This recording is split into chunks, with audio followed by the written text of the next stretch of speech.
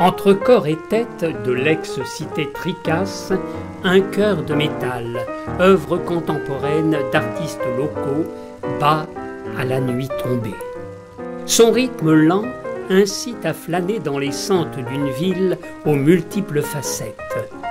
Troyes, capitale de la Champagne médiévale. La maison commune, parée d'une minerve casquée, écrasant de ses pieds l'hydre à trois têtes, symbole du despotisme, domine la place centrale, désormais piétonne. Le hall de cet hôtel de ville dévoile un magnifique vitrail, un escalier monumental et sa superbe rampe de fer forgé. À la belle saison, l'esplanade rassemble une jeunesse indolente qui se détend sur les bancs de la maison du tourisme ou sur les marches de l'imposant édifice.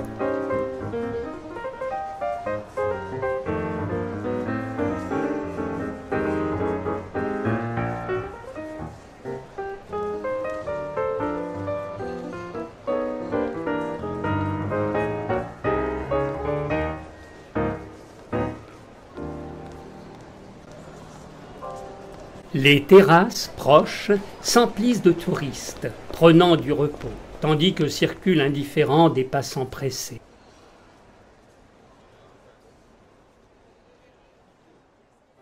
Ce vaste espace dégagé, orné d'un groupe sculpté, ouvre sur les quartiers de maisons à pans de bois et sur l'imposante façade aux colonnes de calcaire noir de Tournai. Certes, le bois n'est pas seul. Il côtoie la pierre, le fer et le verre des immeubles de style haussmannien de la fin du XIXe siècle.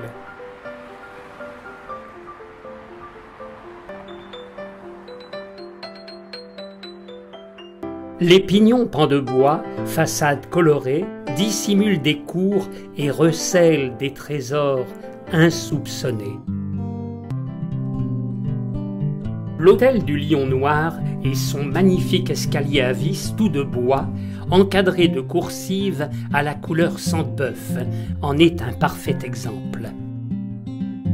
Ville trompeuse aux aspects médiévaux, détruite pour partie par un gigantesque incendie au XVIe siècle, le corps de Troyes est en fait de facture Renaissance.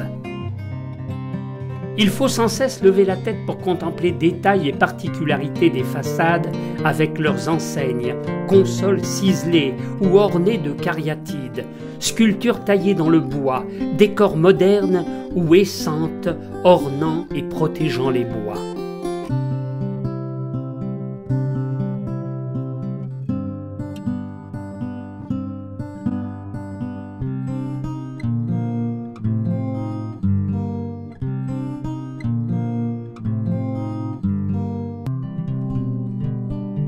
Admirez ces tourelles, ces décorations contemporaines, ces pans de bois, ces enseignes, ces volets formant étal.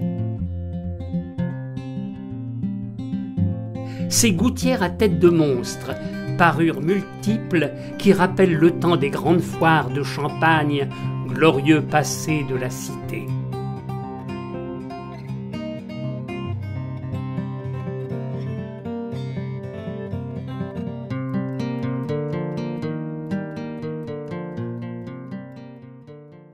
Disséminés dans les cours, sur les murs ou poteaux corniers, scènes bibliques, visages, têtes casquées, végétaux taillés dans le chêne, révèlent la dextérité des habiles compagnons charpentiers et leur immense talent. Les yeux ne savent où se porter devant ce foisonnement décoratif.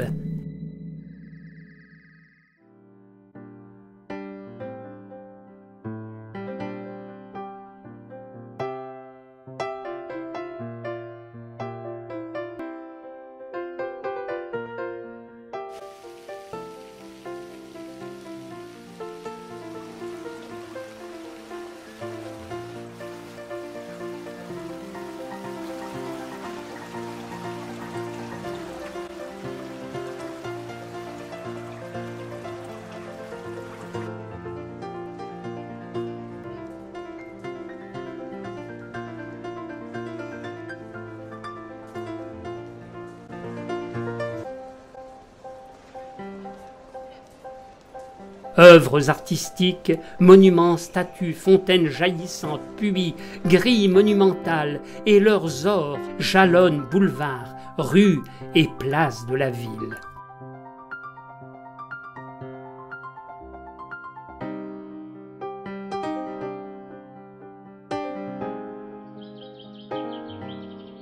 Les parcs et jardins arborés sont des lieux de repos et de promenade. L'eau y est présente. Elle ajoute sa touche de fraîcheur et une quiétude reposante.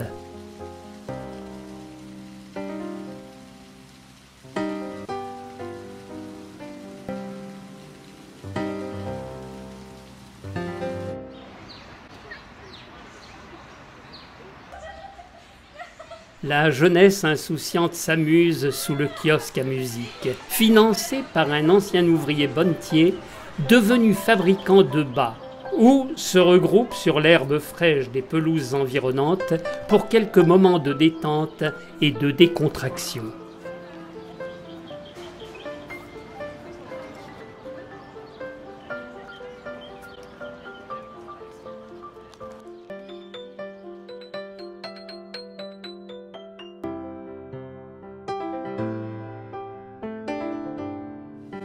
Miroirs d'eau, statues de bronze, cours admirables, copies d'œuvres réputées de sculpteurs régionaux.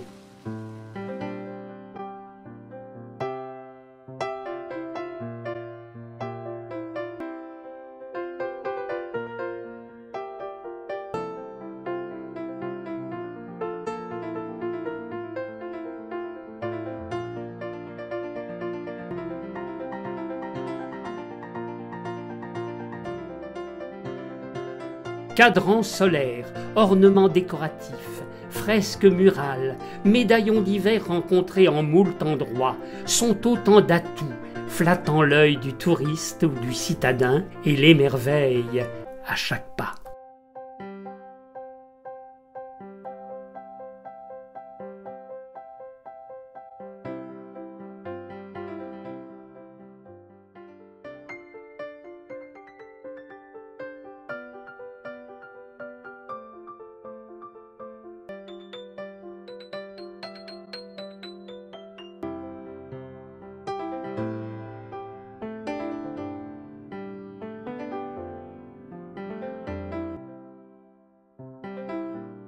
Sur un des boulevards se dresse l'imposant monument en mémoire des 952 enfants de l'Aube tombés dans les combats de la guerre franco-prussienne de 1870. Coiffé d'un groupe statuaire de marbre, un haut relief de bronze ceinture son fût et représente la charge des cuirassiers à Reichshoffen et la mort du comte de Dampierre, œuvre d'Alfred Boucher et Désiré Briden, sculpteur au bois.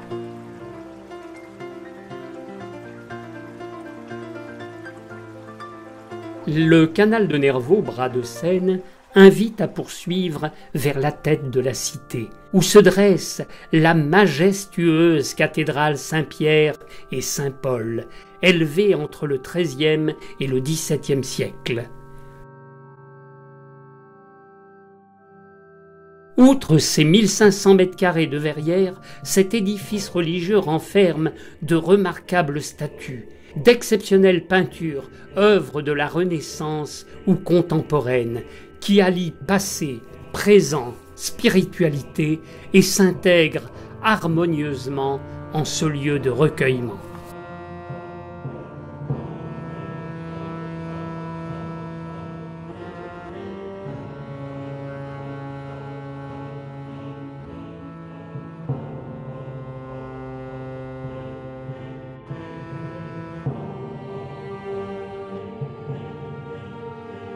Une partie du trésor amassé lors du sac de Constantinople à la 4e croisade, dispensé par l'évêque troyen Garnier de Trenel, est encore exposée dans une salle basse de ce sanctuaire religieux, un des plus beaux de France. On y découvre, dans une châsse aux figurines d'argent, les reliques de Bernard de Clairvaux. En vitrine ivoirine, objets liturgiques, statuettes telles Saint-Loup épée en main, qui empêcha Attila et ses hordes de pénétrer dans la cité. Et que dire des rosaces qui illuminent nef et transept, de ces verrières historiées des XIIIe au XVIe siècle, qui se déclinent en vers gravés et peints, colorés d'émaux, de jaune, d'argent et de grisaille, de cette tour eucharistique aux multiples facettes, auréolée du vitrail de la Vierge de l'Apocalypse et entourée de scénettes bibliques.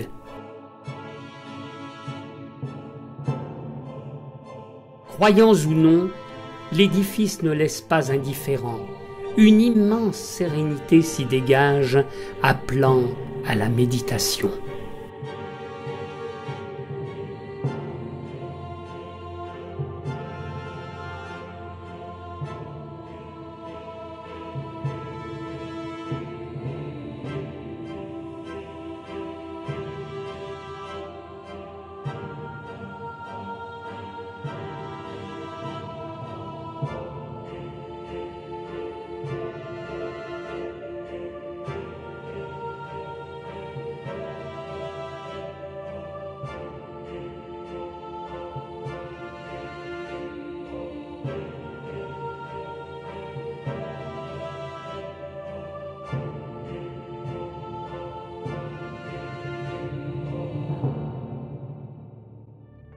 La cathédrale n'est pas l'unique sanctuaire. 7 autres l'accompagnent. Il renferme le reliquat des 4500 mètres carrés de verrières historiées de la ville.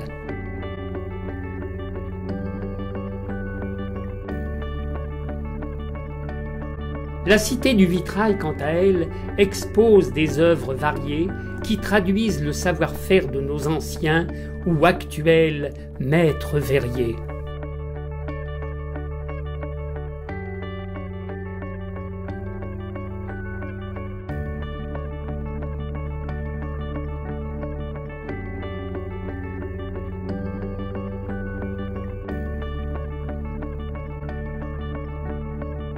Quel promeneur ne portera pas de regard aux multiples sculptures?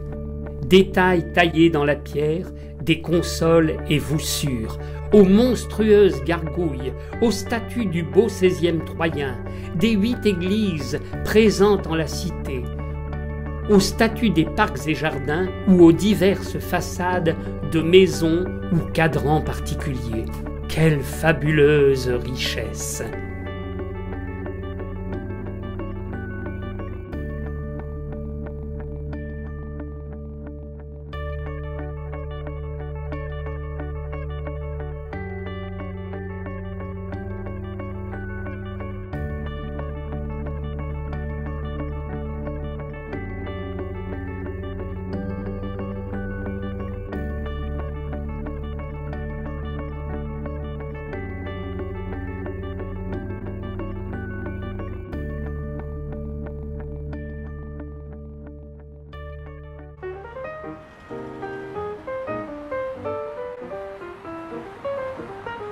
À la nuit tombée, Troyes s'illumine de 1000 feux.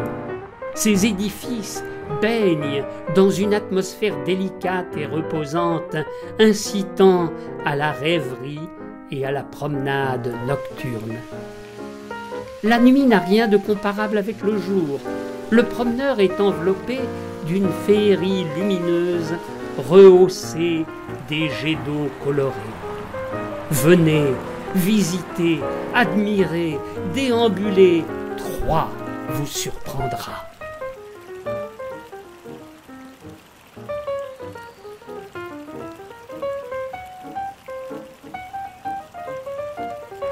Son cœur est immense, il bat et vous invite à vivre un excellent séjour. Croyez bien de Troyes, vous repartirez avec un cœur gros comme ça.